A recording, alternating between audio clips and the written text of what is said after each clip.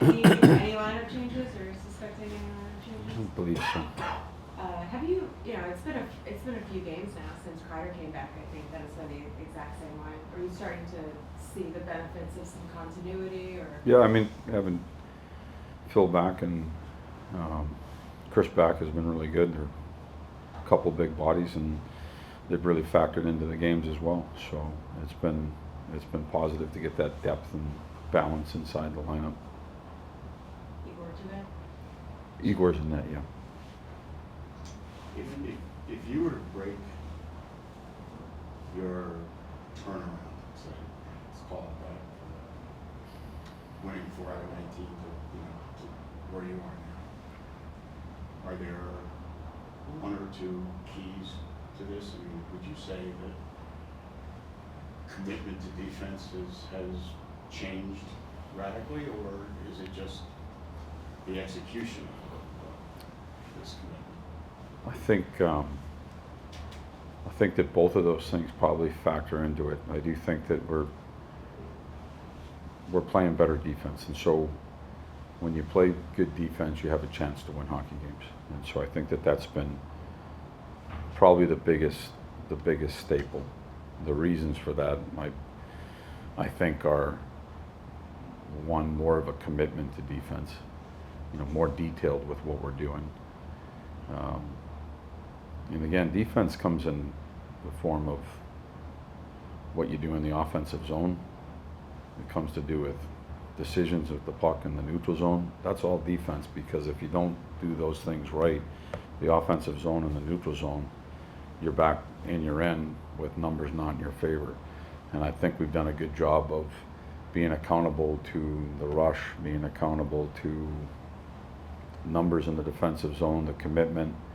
I also feel like we've had a couple of additions that have helped on the back end. They're more built as defensive defensemen. They move the puck well, they skate well, and they can make a good first pass, and they try to deliver pucks on the net, but probably known as more of a defensive mindset. I think that's helped out as well. I mean, it probably hinges more on that. I think we're getting better play offensively too. I think that helps. The biggest one's probably defense, but we're getting better. I think we're getting better looks offensively inside of the games. We're holding teams down to where they're not getting as much, and that we're getting looks that we like. And even before we started winning, like I was pretty clear about it. I thought we played some good games. We were doing the right things, and the results didn't follow. And so that was tough. Kind of just mashed onto the time when we weren't playing well. And that just added on to it. But for me, it was back then that we started to play a better brand of hockey and more responsible. And then eventually the win started to come as well. Is there a significance, or does it mean anything that you're playing so many overtime games of late? I think it was 5 in the last 7 have gone beyond regulation. What does that mean? I don't know what it means exactly. We're closer in games. Yeah. I'm probably a little bit more frustrated about it because I feel like we had a couple of those games where we wanted them to be and didn't get it done, and so that's tough. Like the Colorado one, that was tough. To give up a goal late. Even last game, going into the third with the lead, and I played pretty well for 2, and kind of lost some energy there in the third period. And the whole thing might have caught up with us a little bit in the last 20 minutes where we didn't play with the energy that we needed to. So hopefully a day off yesterday, coming in, an optional skate this morning, and we're trying to keep that energy inside the players for the games. And then the last 2, at least, overtime games, you've been in front and surrendered the lead at the end. Is that significant? Is that a problem? I just said that. I just right, addressed. no, but I mean, is there a commonality in late game defending or? Well, I wasn't necessarily late game defending against Montreal. We just had a lead going into the third period. I mean, you can lose any period 1-0, and so I don't know if that's a commonality. The Detroit one stings because we played pretty good for 58 minutes. They pulled their goaltender. They got some pretty good players on their team. They were able to tie it up. And I think the one thing that bothers me against Montreal is we hit the post twice in the third period. That might have ended the game have sent the game in a different direction. Prior to the goal, we probably had the two best looks in overtime and weren't able to capitalize on them. So it just gets frustrating, that's all.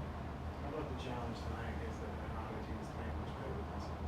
Yeah, they're playing really well right now. Well, not only that, offensively too.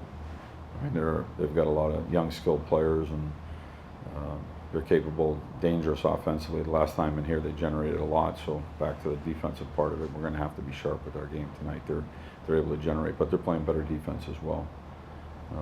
You know, they're sitting in the playoff spot right now. That's where we want to be. So it's a big game. What have you made of the Cooley's advantage as Smith line so far? I think they've been good. They've been playing against top lines, and I think they've done a pretty good job. You know, they've defensively, I think they've done some good things, and you know, offensively they contributed as well. But they've been good. Specifically with Cooley, what do you envision his role being on that line, and is it different than it was with Cuylle and Kako? I mean, not necessarily. I mean, they get a little bit tougher opponents sometimes. Will's a young player that we're constantly in a positive way trying to make sure that defensively he's good, which he is for the most part, but it becomes different when you start playing against top lines all the time. You know, the role of penalty kill, the role of out there late in the game. And it's not always perfect, and you go back and you work and you show and you teach and you do things out on the ice, but you know, we see him as a real good two-way player that's physical, we want him to be able to play great defense against other teams' top lines. We want him to be able to contribute offensively against those lines as well. Thank you. Just one more. Mm-hmm. Can you go with, when the schedule gets dense, can you go with a lineup in which you generally cut down to 11 forwards pretty early? Yeah. Is that? I don't know is if that our thinking I don't know if our more- lineup gets any more dense than it's been right now. I mean, I feel like all we do is work and travel and sleep in hotels.